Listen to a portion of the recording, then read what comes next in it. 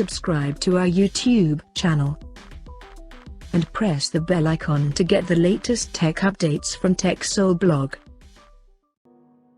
Motorola has launched the successor of Moto G100 smartphone globally called Moto G200 with cool looking design. Talking about the specifications, the Moto G200 features a tall 6.8-inch Full HD Plus Max Vision display with 144Hz refresh rate and HDR10 support. Under the hood, the phone is powered by Qualcomm Snapdragon 888 Plus chipset, paired with Adreno 660 GPU. The smartphone packs with 8GB of LPDDR5 RAM and 128 or 256GB of UFS 3.1 storage.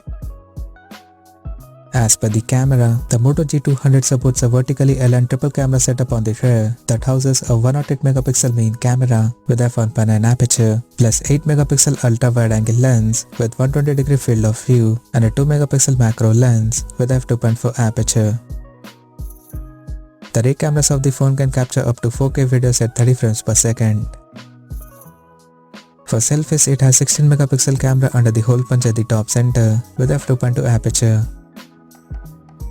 The device comes equipped by a massive 5000 mAh battery with 33W fast charging support, and it runs on Android 11 out of the box.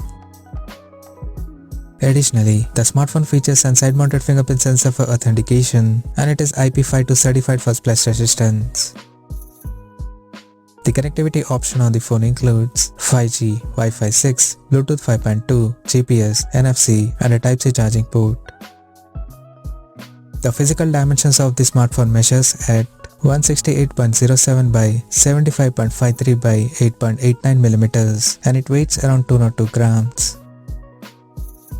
Now talking about the pricing and availability details. The Moto G200 has been priced in Europe at €449 for the base variant, and it will be soon available for purchase in Glacier Green and Stellar Blue color options.